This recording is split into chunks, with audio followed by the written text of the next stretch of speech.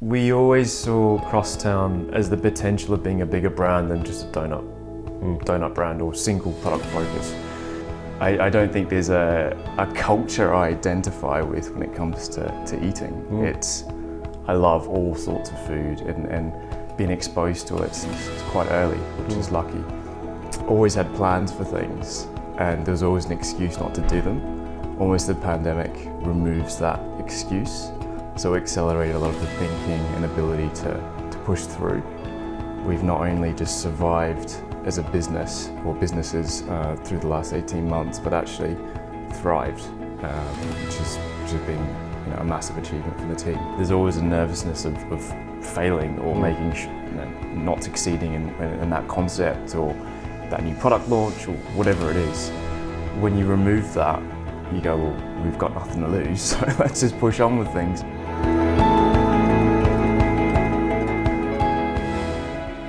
Our eating habits are changing. We're demanding better dining experiences, and the food market has never been so competitive. Starting and succeeding with a food business is challenging, but some determined and passionate entrepreneurs are flourishing. These people have big dreams, big passion, and big drive. They are disruptors, change makers, and innovators. They see a positive future. Many say that food business is too risky. Some say that it has huge rewards. Are you up for the challenge? In today's episode, I sat down with JP Then of Crosstown Doughnuts and more recently Slerp, which is an online ordering platform for restaurants. JP is a super inspiring guy, amazing problem solver, and just sees what's happening in the market and comes up with solutions that have proven so far to be very successful. Really enjoyable interview, very insightful, and there's tons of learnings from his journey, his experience, and continued growth in both Crosstown and Slerp. Great guy, I'm sure you'll enjoy this. So sit back, relax, grab a cup of tea, grab a donut, and enjoy.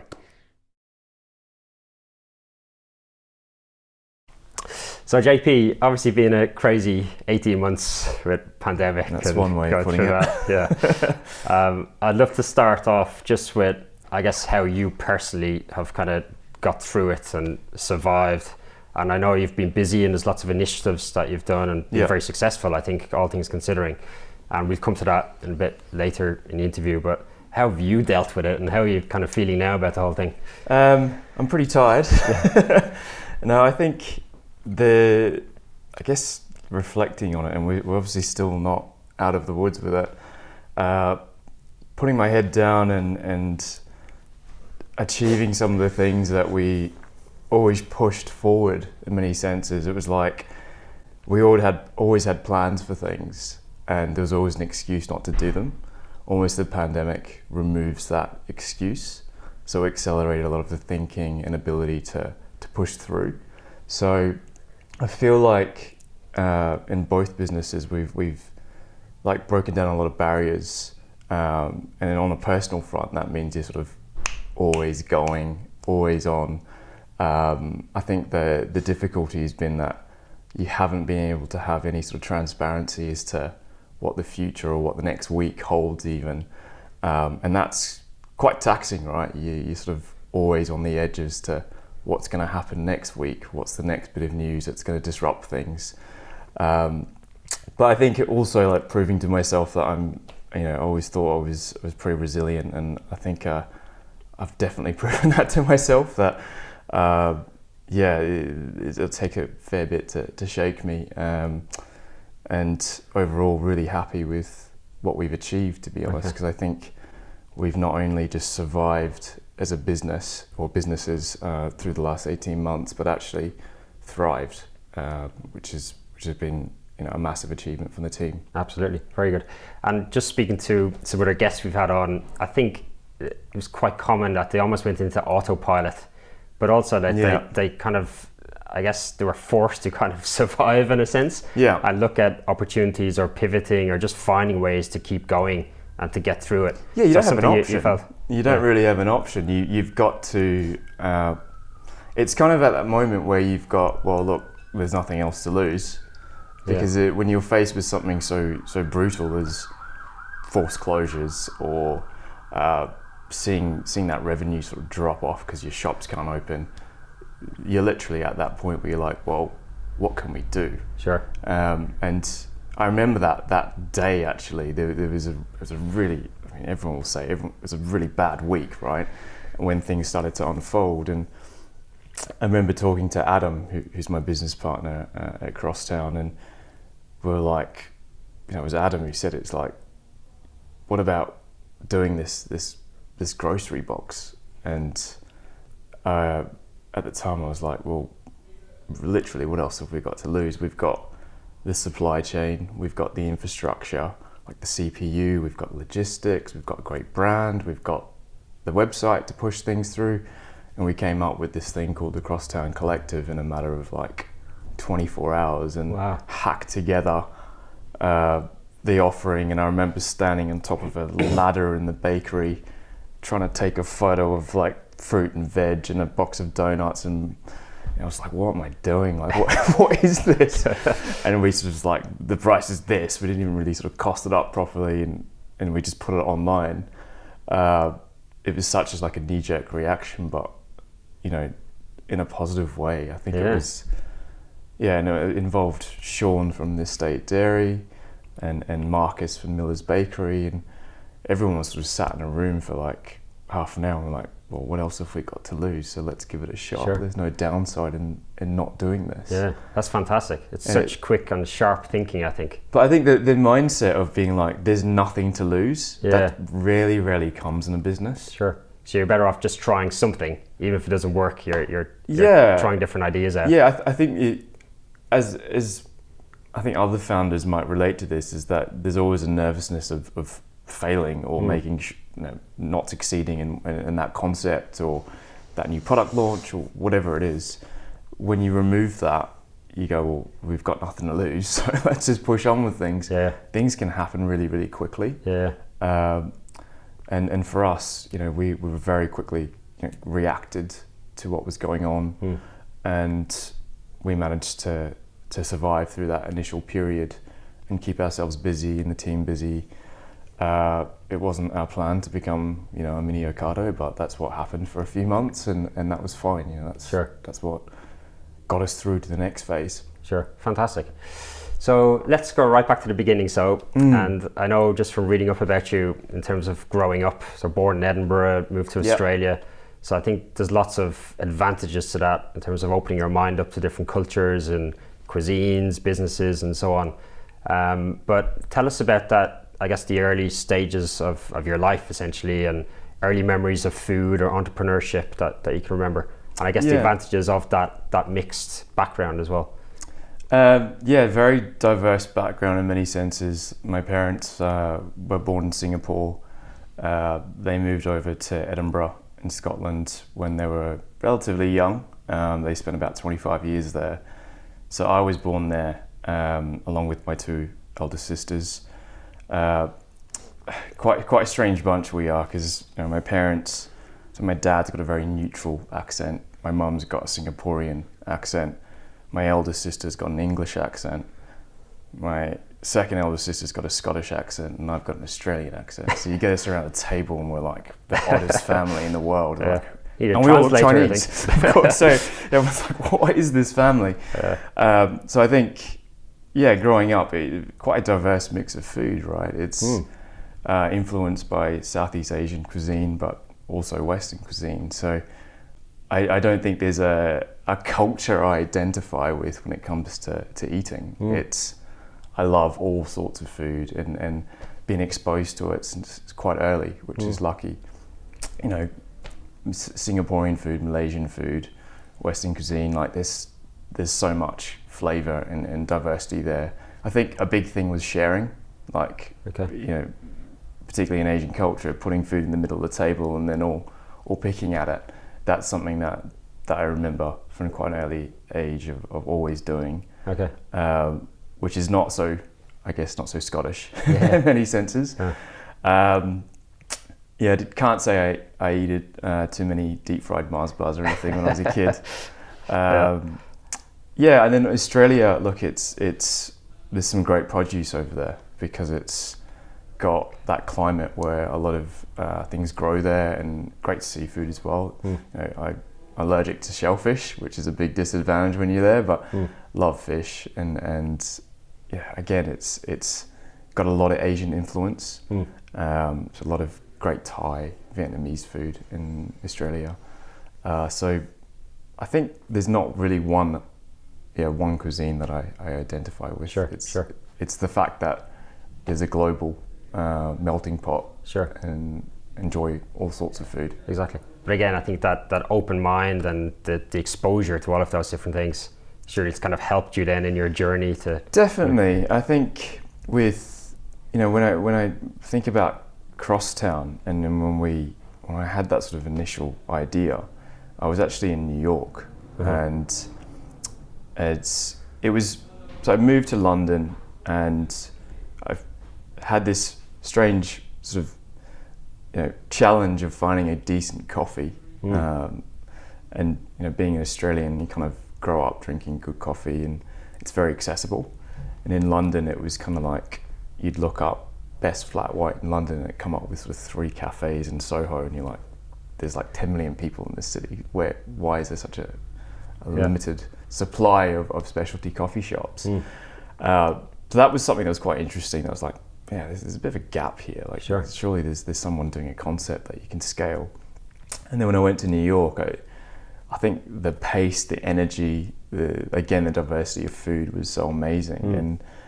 And just exploring that city and being like, it's almost like I felt at the time it was like a different level. It was just so interesting, and everything I wanted to try. And it wasn't actually eating donuts that got me triggered, but it was more just like, why isn't there something that's scaled in London, that's quite sophisticated, really good ingredients? Why isn't someone doing that? And that led to this idea of doing initially a specialty coffee shop that was scaled. But I met Adam, and he's like, actually, I've got this crazy idea about donuts. And then I went into a rabbit hole exploring donuts and eating so many donuts.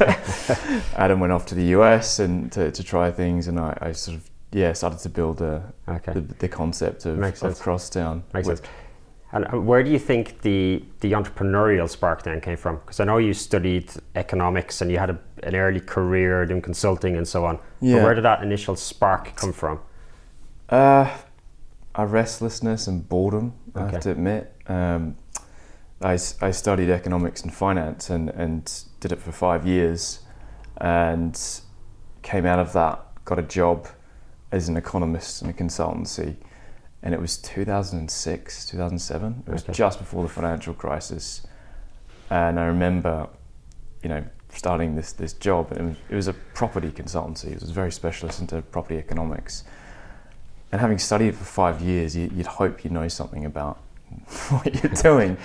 And then obviously I think it was Lehman Brothers crashed and went folded, and the whole world turned upside down, and I was like, what the hell's going on? I don't understand this. Like, I'm a guy that should understand this in the sector I'm working in, and I was like, I actually don't know what's going on. I don't understand the mechanisms which are triggering all this.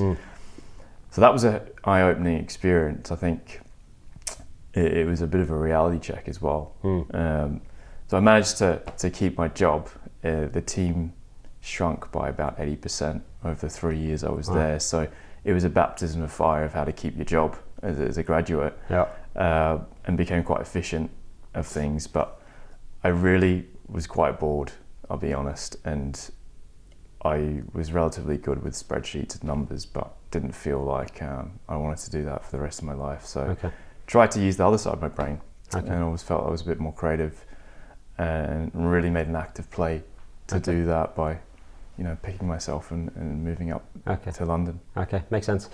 And then, so tell us about the origins of Crosstown. So, and you mentioned you met Adam, and obviously he's experienced in Gourmet Burger Kitchen, so a lot of kind of value in terms of that experience and that journey that you could bring to it. But how did you go about kind of putting flesh around that idea and developing that concept? Yeah, I actually wrote the initial business plan when I was working in another job. It's really sat with me, this whole idea of specialty coffee, and not because I'm obsessed with coffee, but I do like enjoying, every day I drink a couple of cups, but it was just the idea of creating a brand that had a certain experience and a certain aesthetic, and also a certain offering that I just couldn't find in London. And I just really thought there is such a big opportunity for this. So I wrote this business plan, which was probably one of the best things I've ever done, because it was just, I immersed myself into what it would be to create this business without actually having to do it. Yeah. So I got as far as I could without actually doing it. Okay. This was coffee though, as opposed to donuts. Yeah, this was the coffee concept, and then sent it to, cold called and just sent it to people in the sector. And I was very lucky. It opened up a number of doors, because I think that business plan or pitch deck was really resonated with people. So I met some really great people in the sector. And what were you looking for when you sent those out? Was it just advice or investment, or a partner? It was a partner. Yeah, okay. It really was quite specific to a partner, and that obviously limits you to who's willing to do that. It's but I met Adam, and initially I remember what did I do? I think I sent the business plan, and then I think I printed like a coffee cup and put some beans in it and put a tag on it to like the URL of the business plan, to like did all this stuff to try and get people's attention. Yeah. And I remember thinking, he emailed me and was like, he thought I was selling coffee, and I was like, oh no, this hasn't landed. But no, he got, obviously opened up the documents, like, oh, I get it.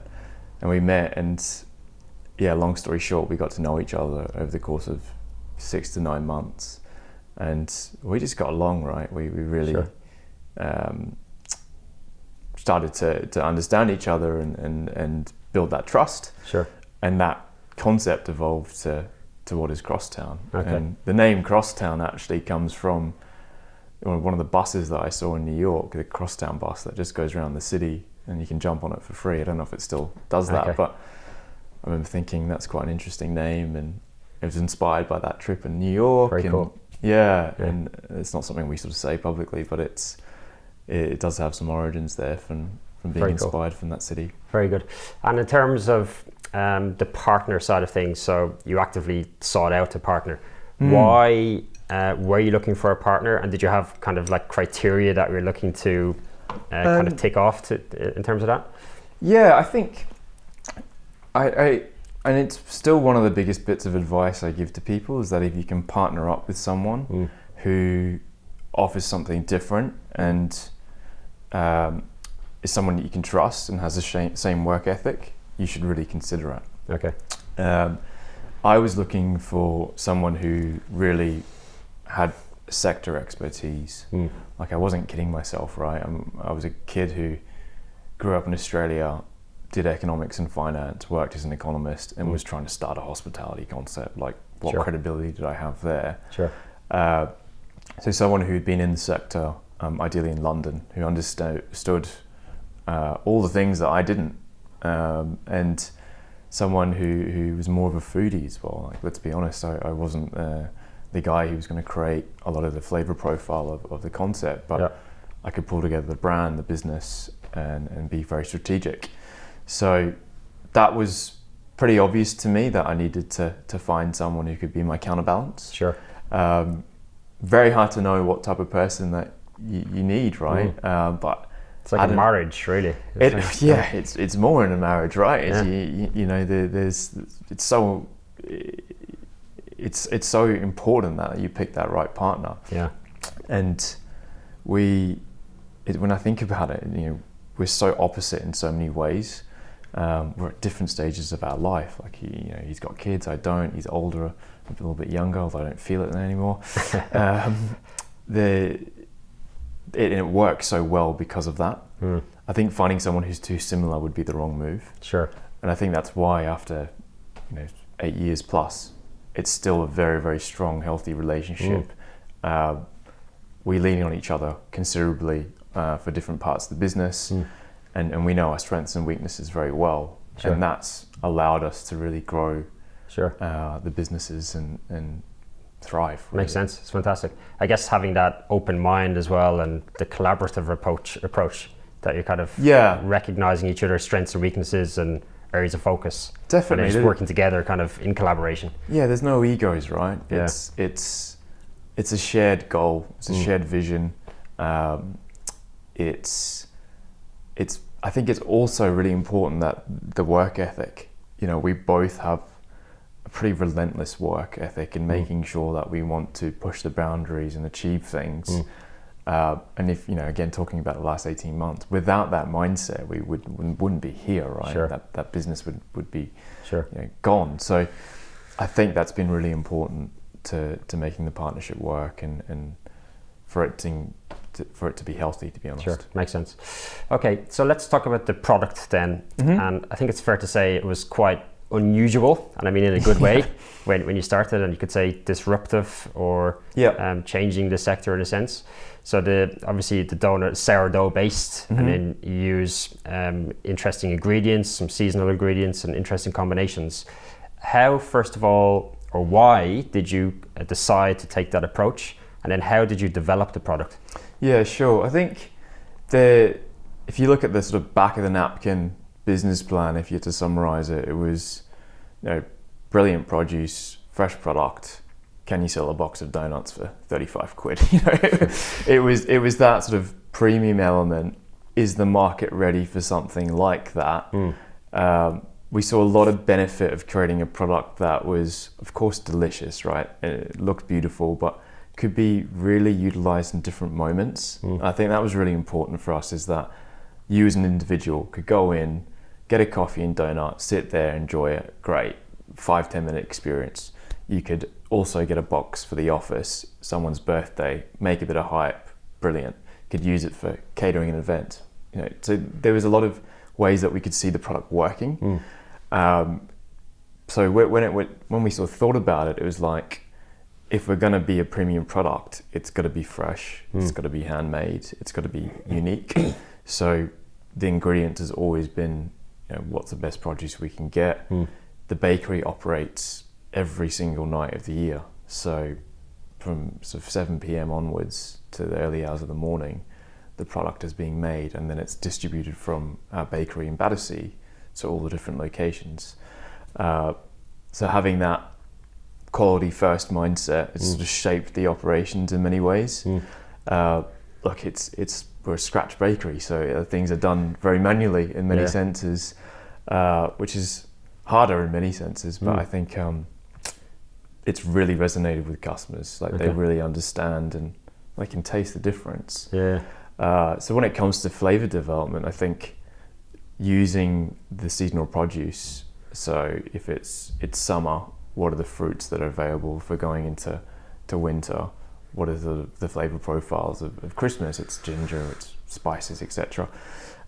Playing to the seasons has always been a big element. And also, we've sort of, not out of design, but just something that we've continually done, is all the different celebratory moments, national days, for example, like Independence Day, Waitangi Day, which is New Zealand's national day, or Australia Day, and coming up with flavor profiles that are a bit more fun, that people can resonate with their identity, has been really popular. So it's not just the traditional Valentine's Day and things. It's finding these moments that are unique to us. And that's kept it really interesting. So every month there's new flavors that come out. And often there's tears from people who are going, I can't believe you get rid of that flavor. And we can't sell that many. We can't keep a lineup of hundreds of flavors. We've got to keep it quite streamlined. It makes sense. It kind of keeps it interesting and keeps people wanting to come back to find out what's new and what's upcoming and so on.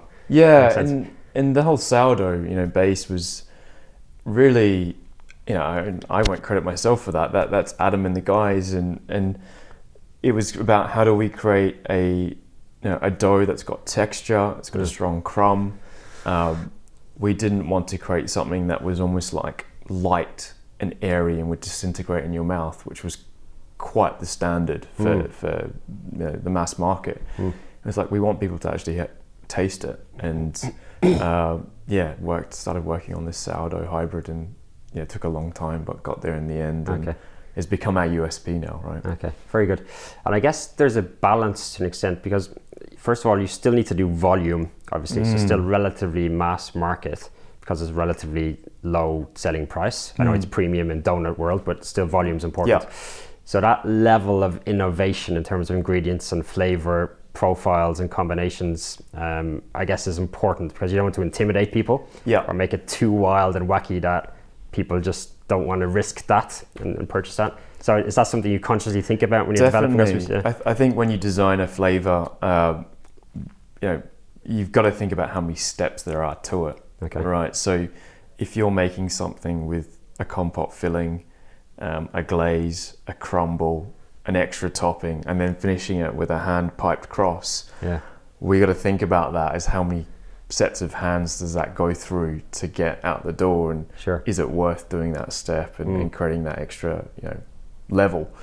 And when you're doing thousands of units a day of that flavor, and you've got to make sure you design it right. You're not over-engineering it for the sake of over-engineering it. Sure. That's definitely something we consider all the time. And you're right, like we've gone too far on some flavors that are getting too sophisticated for the palate, and it's ultimately a donut, right? It's got to be delicious, tasty, and you've got to want to take another bite and finish it off. Like it's a great vehicle for flavor. Yeah. You can go in so many different directions. Sure. And it's almost making sure you focus in on, you're not going too wild on it. Sure.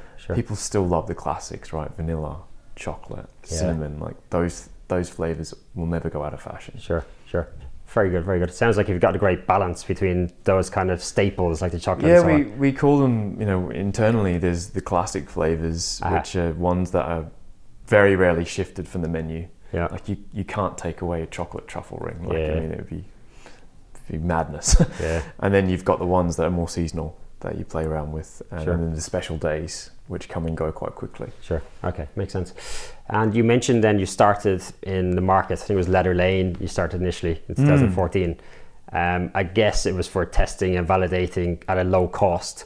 But what specifically did you learn from that experience? It wasn't really planned. What happened was, I can't remember who it was. Someone told me that the Camden Council was had some market stalls, and you could apply.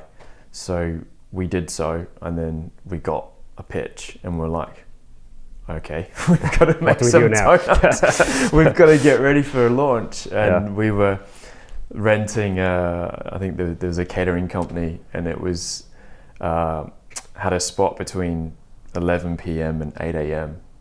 So we could sublease the bakery in the middle of the night. Okay. And we took that. So we started experimenting and creating it, the donuts then. I guess the learnings from Leather Lane, it's hard when you think back to it, it's so long ago, but we obviously had a first lineup of flavors, and a lot of those flavors still exist, but in a different form now. Okay. So you're testing the market as to what works, can you stop traffic? I'll never forget the first customer who was cycling past on a fixie and then looked over and used his feet, screeched, stopped, looked, and then just came over and went, I'll have 4, 1, 2, 3, 4. Wow. And said, we're onto something now. Yeah, I was like, okay, that's good. We stopped traffic. Literally, like that was the first good sign. But yeah, of course, you get a lot wrong. Sure. But I think what we did do very well was we pulled together the brand, and we weren't just a tent on a street going, yeah, come try this. That concept of Crosstown, the branding still exists today. Like the same elements. There's not much that's changed. Yeah.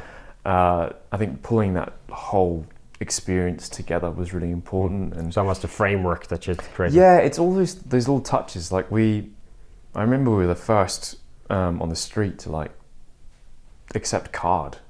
Like we're very, very innovative in that sense, and we wanted to reduce all the barriers to to people trying the product. Sure. So yeah, people come up and buy a donut and be like, yeah, just tap your card, and they're like, whoa, you know. Okay. So used to carrying cash at the time. Okay, very good. Yeah. So then off the back of the success of that, obviously you saw some growth potential in it. I know you took a pop-up in Piccadilly Circus in the station. Yeah. How did you get that site, first of all? It's quite prime. There was a few steps before that. Like we managed to, I think it was before we managed to get into Selfridges. Okay. We got on the radar of a few people quite early on. Maybe it was a bit of luck or right time, right place, right? But a few people saw us in Leather Lane. Okay. And a lot of wholesale inquiries just started to happen. And it was really interesting because, you know, the Crosstown business plan didn't really mention wholesale in a meaningful way. It was like, it could be an option, but we're not going to actively go after it. And in the space of the first sort of 6-12 months of us operating, we're predominantly a wholesale business because we hadn't had that first shop. Yeah. We're still a market stall. We're still thinking about setting up that CPU and all the infrastructure.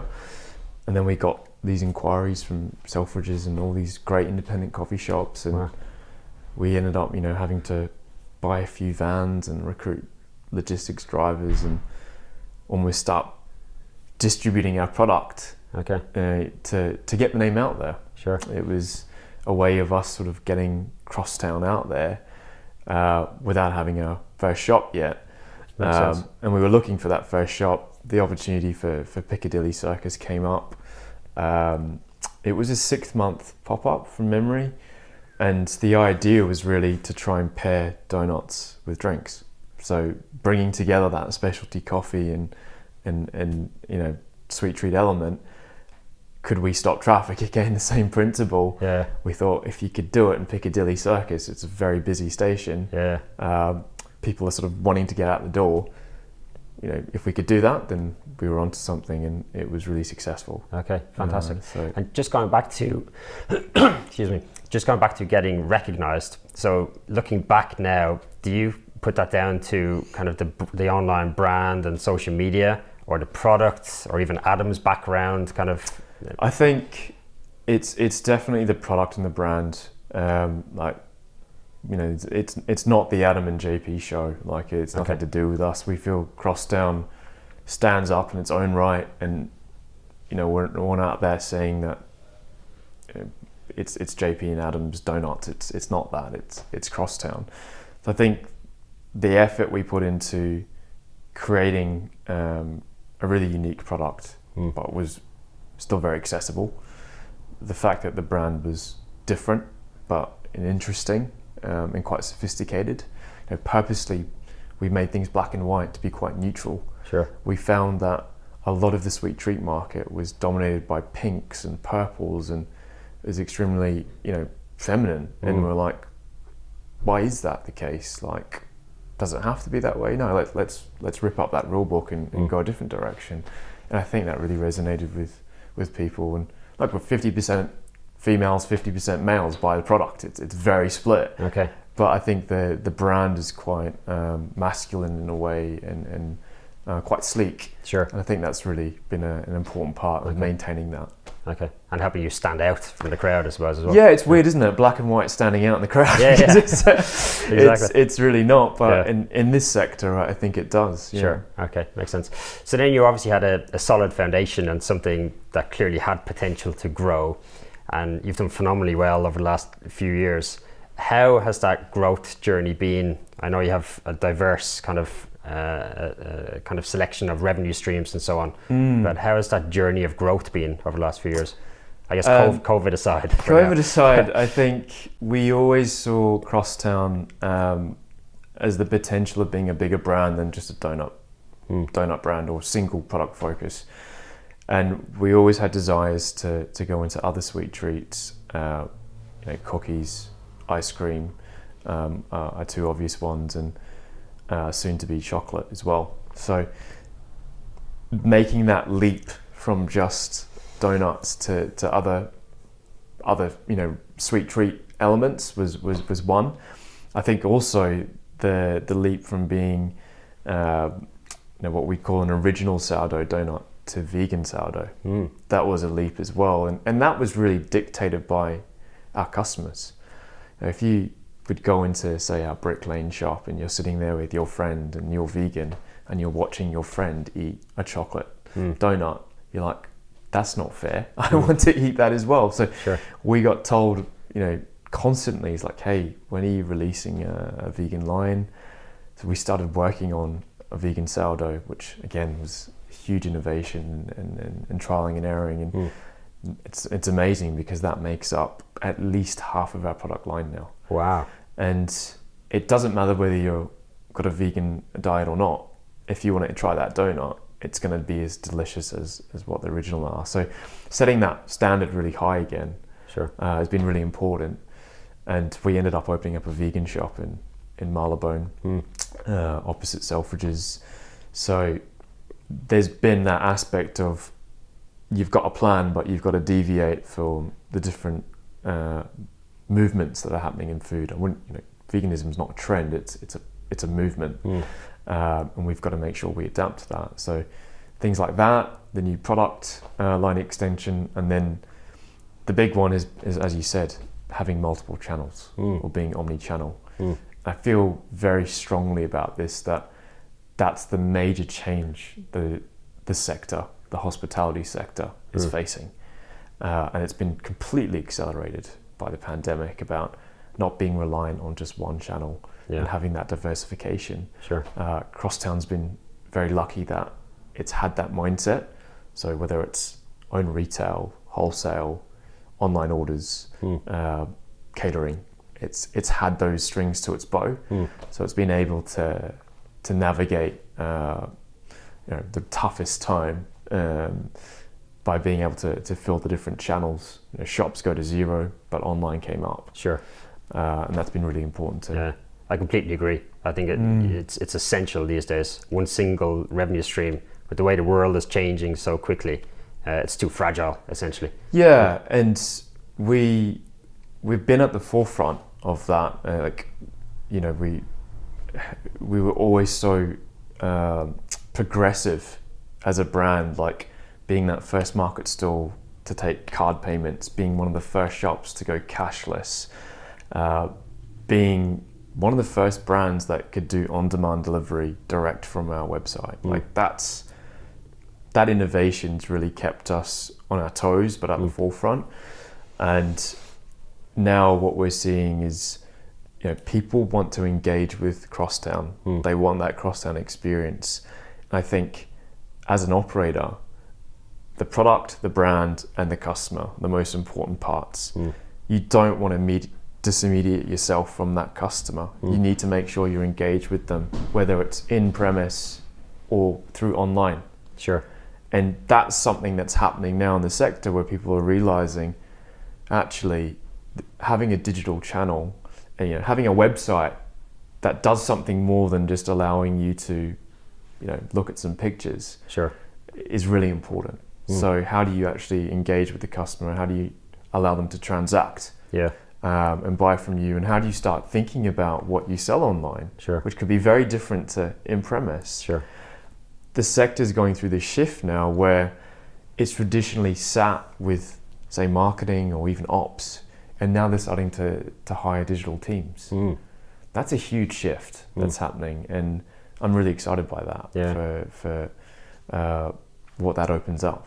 Absolutely. I completely agree again. I think it's led by the brand almost. So if you focus on building the brand and it is consistent and I guess broad enough to give you the flexibility to have those diverse streams, then you almost leverage that and you can create different revenue streams across merchandise, online, physical, whatever it may be, books. But it's as soon as you have that brand, or as long as you have that brand, it just sets you up then to leverage that essentially. Yeah, definitely. I think there's lots of levers you can pull once you've had that core establishment.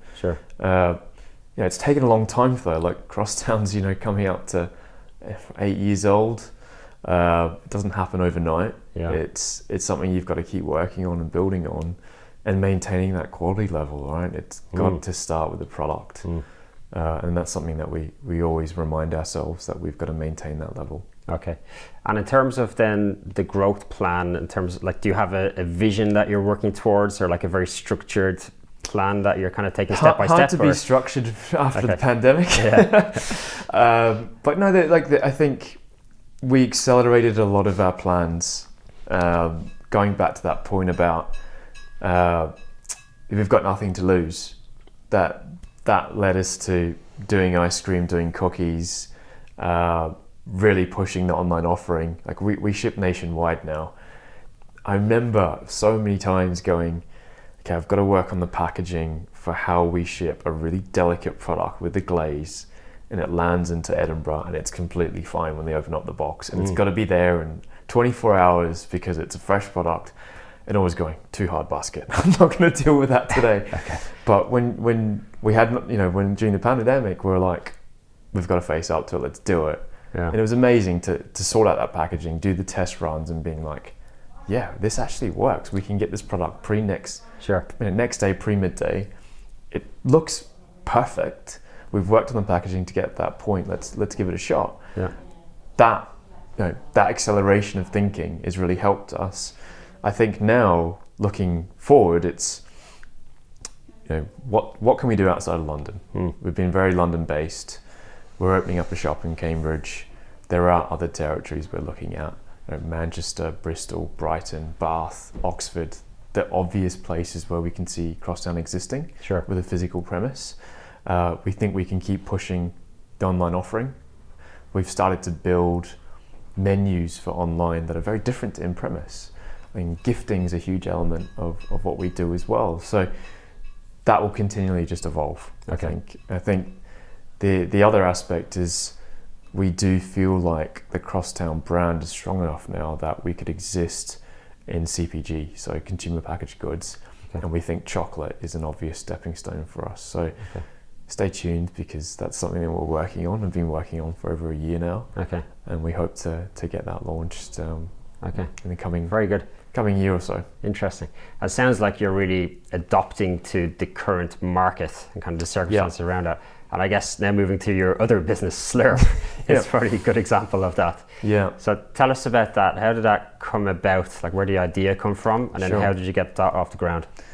The idea was really about solving a problem. And it was solving Crosstown's problem, really, which was we created this brand. We were getting a lot of momentum. We felt like we had a great organic following from social and people landing on our website. But we were very limited to how we could transact with them online. Crosstown was very early adopter of marketplaces, so that being Deliveroo and Uber Eats. But we wanted to have that direct interaction and direct relationship with customers. And I went down a rabbit hole, basically, of learning about e-commerce and trying to find a solution that would fit what Crosstown would need, which was dealing with multiple sites, the complexity that different sites would have different menus, the different opening times, and I wanted to do on-demand delivery, I wanted to do pre-orders, and I literally just couldn't find a platform that would suit the needs of what we needed. So ended up, it's a long story, but the short version is we ended up building that platform. And I thought at the time, was like, if we want this as a brand, and I believe that consumers are going to buy online, that was kind of my thesis. It was like, I think if I crystal ball gaze in 5 to 10 years time, people are going to be ordering on their phone. This was back in 2015, so we're at that point now, 5 to 10 years time. And of course, it's huge. Online ordering and using devices to buy things is part of our life now. So I felt that actually enabling brands to offer that through their own means and not rely on a marketplace was really important to being omni-channel and being diversified. And the way that I sort of try and distill that is that if you're Nike, you don't push people to Amazon to buy your product, right? It's very similar in food, where if you're a brand or concept or a restaurant, you shouldn't be pushing to yourself to a marketplace to attract customers. You should be converting them yourself. So we went on this journey of creating Slerp, SLERP, which was about helping businesses sell more through online channels, but also manage processes better. So there's kind of two prongs to the business. One's e-commerce and online ordering, which is quite self-explanatory. The other one's about sort of production scheduling and order management, and solving another problem where, take Crosstown, we've got shops, markets, online orders, wholesale accounts. How many donuts do we need to produce? It became really difficult to answer quite a simple question, and we were using Microsoft Excel to try and figure this out, and it was like, this is crazy, like we're doing a lot of things to manually to try and work this stuff out. So that bit of software helps create automated production schedules and packing slips and things, and the combination of that was really solving a pain point, I feel, for the sector. And we worked really long and hard to build out that technology before launching it at the end of 2019. So there's about 3 years of development before we launched, and very quickly, of course, the pandemic hit and the world changed. And good timing. Slerp became really, really relevant. Yeah. It became on everyone's radar, and I'm very proud of the fact that it's helped hundreds of brands survive and really open them up to having a digital channel. Sure. And engaging with their customers online. Makes sense. Seems to be quite consistent in your approach, that you see problems very clearly and then you find a solution to kind of fill that gap. I think I see problems and get frustrated. Okay, first.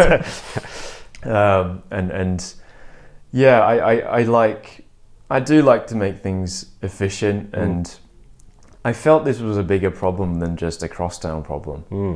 And that's why we incorporated a separate company and have raised from investors. I'm now full-time CEO of Slerp, and very recently transitioned out of that sort of co-CEO role with Adam, and leaving Adam to take the reins of Crosstown in many senses. But they're so joined at the hip in many senses, these companies, because even the offices are above one another. Sure. Might have separate shareholders and have separate teams, but there's so much learning that we can take from being an operator and translating that to a technical tool that can solve problems. Sure. And we have that sort of saying, made by operators for operators, because we are operators, right? Yeah. And I think that's been really important to the success. Makes sense. Of Slerp. Sure. I think there could be massive value, maybe even more than Crosstown, that technology and data. And so on. Technology is a completely different game, Yeah. and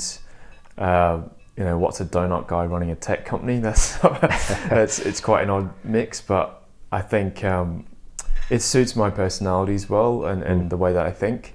So it's a different challenge for me personally. Sure. But I am enjoying solving a problem, and I think there's a lot of potential for where Slerp can go, and it's very early in the piece. Sure.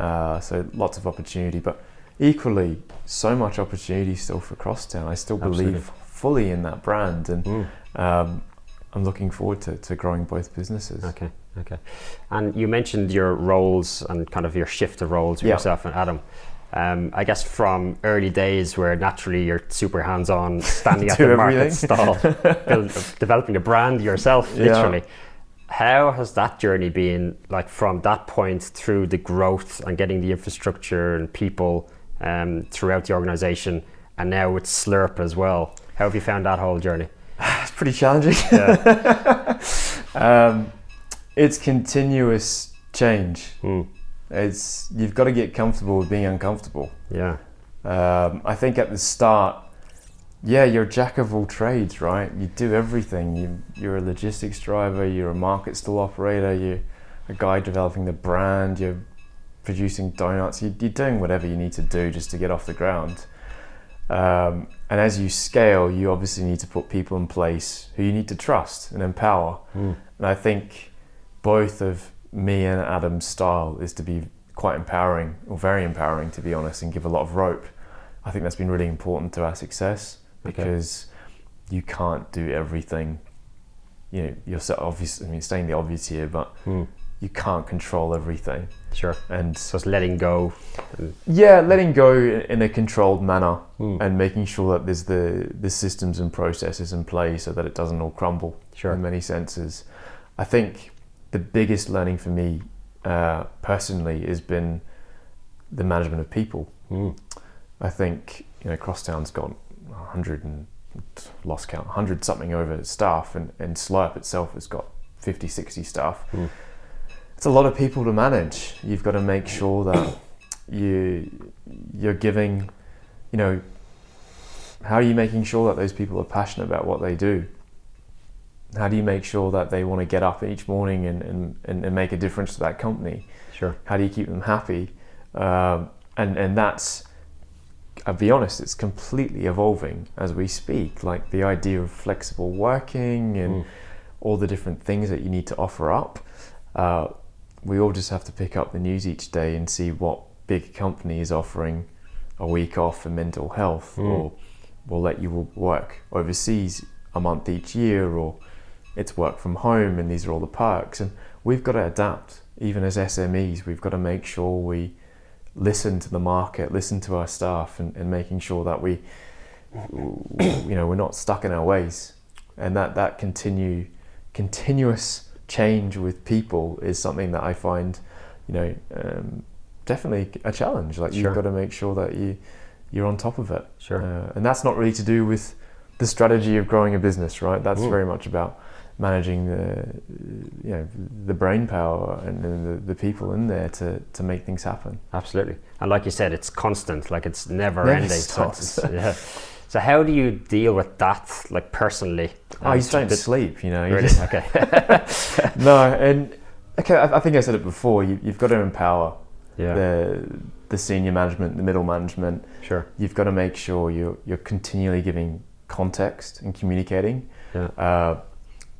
Again, another learning is making sure that you don't have too many side conversations at a leadership level and not transfer that knowledge down to everyone. Sure. They all want to understand what's going on, and it's something we're still learning to do, is being transparent about, hey, this is what we're doing, this is what we're thinking. Yeah, we do want to open up outside London. Think about setting up processes so we can do that. Like, what needs to change in the way we do things? It's for you to try and implement, not us. Sure. We can't be the only ones driving that change. Sure. What do you think it is that is driving you as a person and keeping you going throughout kind of ups and downs and the roller coaster of entrepreneurialism? Is there something that you're kind of aiming towards, or is it like a mission, or what? I think what you aim towards constantly evolves. I think, you know, when we started, like take Slerp, when I started it was, I've got a real big problem that I want to solve for at Crosstown, and I believe it's got application to other businesses.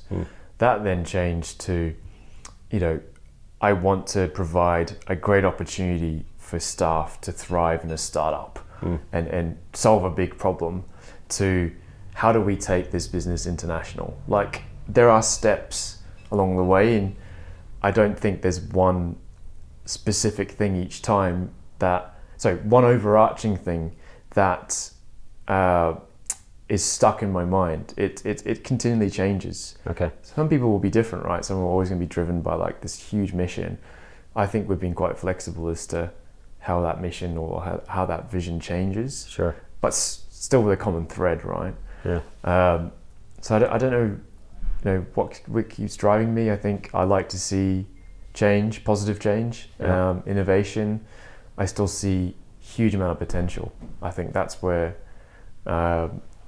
it's a fundamental fact, is that I think there's more that a Crosstown brand and a Slerp brand or Slerp business can achieve, and I'm not comfortable with where it's at right now. Like it's not at its end of its life, you know. It's at the start. Yeah, sure, makes sense.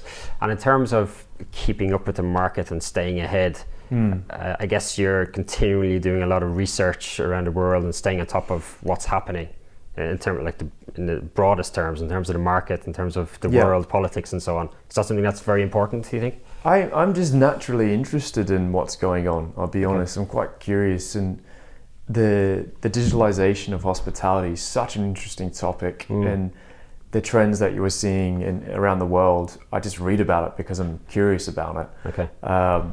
So it's an easy part for me because I like to see what's going on, Sure. and I enjoy that aspect. And I think we are creating something that's very new as well. So that's exciting, right? That's we're almost carving our own path. We're not really following anyone else's rule book. I think there's a lot of directions that it's still not set in stone where things can go for both businesses, and that's interesting. As long as we keep certain elements right, product quality, brand recognition, all that stuff, things will continue to grow in a positive way. Makes sense. And in terms of your digital strategy then, and probably social media in particular, you did phenomenally well, over 100,000 on Instagram. How do you approach that, and how do you kind of continue to attract people and it's those just platforms? being authentic. You know, we're very lucky that it's resonated with a lot of, they're called influencers now, right? Or celebrities, people who have just organically purchased our product and got a kick out of it and posted things. We've never done paid influencer, or we don't have an agency that works for us. It's just been that, hey, this is a really interesting product, it tastes delicious, let's share it. Sure. So it's been very real. That following are very loyal, and same with our email database. I feel like there's a really strong connection that people have with the brand if they like it. So a lot of repeat purchases, a lot of people coming back, whether it's online or in shop. And there isn't any silver bullet to it, right? It's just been, let's keep the flavors, flavor development really interesting, keep the quality up, keep the brand relevant, do some cool collaborations. So, for example, we did a beer with Beavertown, and it was 12%, so it was 4 standard units in one can, Nice. so pretty punchy. Added benefits. That was an interesting sort of flavor development one. But yeah, it's keeping it interesting. Sure. Constantly innovating. Yeah, exactly. Yeah. Okay. Exactly. Makes sense. So I guess with a crystal ball out. First of all, how do you see the market now kind of coming out of COVID, hopefully, and then going forward over the next few years? Do you kind of have a vision there for what's going to happen? Or Yeah, I think it's been massively disruptive, obviously stating the obvious, but I think there's been challenges that the sector faces with whether it's supply chain or staffing. Of course it will eventually sort itself out. I think the brands that will thrive, or the businesses that will thrive, will be the ones that have that omni-channel approach. The ones that really start to invest into how they engage with the customer online, and who are going to build teams around that, and not just throw it over to the ops person, the front of house person, or the marketing team who haven't had that clear focus of digital. I think those businesses who do that are going to be really well placed. Makes sense. And in terms of people, you mentioned they're obviously a major issue currently. Probably going to last for the foreseeable future, at least to some extent anyway. How do you see that panning out? Do you think technology, maybe automation, is going to come in to support it? You do? Okay. Technology, Slerp has an order at table function where it allows you to order on your phone and pay, and it'll go straight to the kitchen or the bar. That sort of innovation is already out there. Sure. And it will help without a doubt, deal with the capacity constraints of staffing. Sure. And a lot of the feedback, or that stats show that actually the average orders through people ordering themselves goes up. So there's shared incentive to go, you don't need as many staff, you can actually rely on the individual to place an order, and it's going to be a higher basket value. Sure. That's a win-win, really. I mean, when you're sort of faced with new stats like that coming out, it really becomes, why aren't you adopting it? Do you not want to increase your spend, turn the table quicker, and reduce the overheads? There's no reason not to, really. If you don't want to do that, then okay, what are the reasons why? How do you overcome that mentally? Sure, absolutely. And then where do you see Slerp and Crosstown then, let's say 3 to 5 years? It's a long period. I'm going to be very old by then. I think Crosstown, it's next year. I'd like to see us opening up more shops outside of London, sort of get back on that trail of opening. Okay. Is that an organic growth or a franchising or? That'll be organic. Organic, I okay. think it's still a business that we want to own and operate.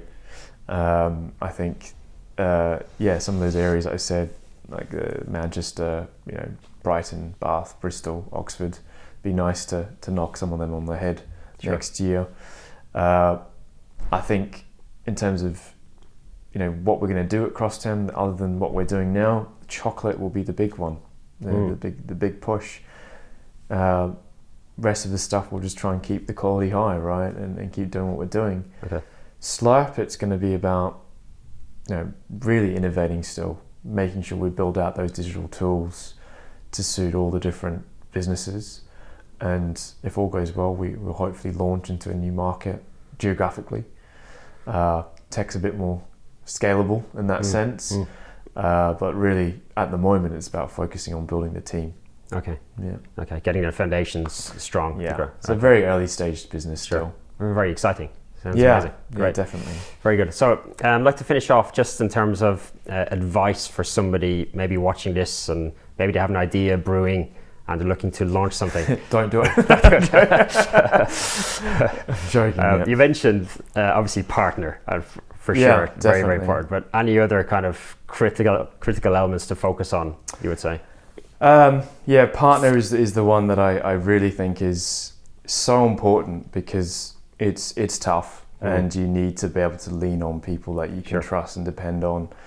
I think going into it with, when you do a business plan, you get stuck in your way of this is what I have to execute. Sure. You've got to be able to deviate. You've got to be able to accept the fact that it's not going to follow that business plan. Because one thing we do know, the business plan will not eventuate. That's a fact for everyone. Sure. And the example of being, doing that cross-line business plan, not having really wholesale mentioned, and then being a wholesaler in the first year, that's a great example, right? You've got to be able to adapt. Yeah, I think so. That accepting the fact that your business plan is going to deviate and going with that. I think the other one that people often overlook as well is make sure that your concept is not too niche. And a lot of people have come to me with very specific ideas, and my always the response has been, how many people actually want that product? And you get quite a lot of people coming up with, I'd call them fusion hybrid concepts, like I want to do making this up, right, a sushi burrito. I'm like, okay, have you ever met anyone who wants that product? What's made you think of that? Is there a market there for it? Exactly. And that often is a question that people don't ask themselves to the level that they need to. Absolutely. And I think that's where often concepts fall down. So I know they're kind of broad stroke thinkings, but I think good advice for sure. They're important, and they're having that omni-channel approach. I'm going to bang on about it, but absolutely, it's really, really important. For sure. Very good. Final question: what is your favorite Crosstown donut? Right. I think I'm thinking of the one that I actually ate yesterday, which is not out yet. Okay. It's still in product development, but we're making a really nice spiced gingerbread one for Christmas. Sounds good. So that's at the forefront because I had it yesterday. But in terms of the ones that I always go to, it's really hard to go past the vegan chocolate truffle. Really? Okay. It's just banging. It's so good. And if you like chocolate, it ticks all the boxes. Sure. But the one that I used to eat sort of religiously is when I used to do the deliveries to all the wholesale accounts at like 3 a.m. in the morning. I'd have a fresh scroll, and the scroll it's a really interesting story for us because when you roll out the dough and you cut it and you make the rings, you obviously left over with the scraps. The holes and the scraps, and we actually just roll that up Uh-huh. and then make the cinnamon scrolls. So we good. use the wastage to make that, and that's Amazing. now become one of the best sellers. And Amazing. having that fresh, each morning is a great breakfast. Very good. So yeah, Excellent. and they do classic flavors, right? So Okay, yeah. I think it's donut time. yeah, I'm getting definitely. hungry. Fantastic. Well, great to meet you, JP. It's a fantastic story. And Thank you wish very much the for very having me. best in the future. Cheers, thank you. Great. Cheers, mate. Awesome. Thanks so much.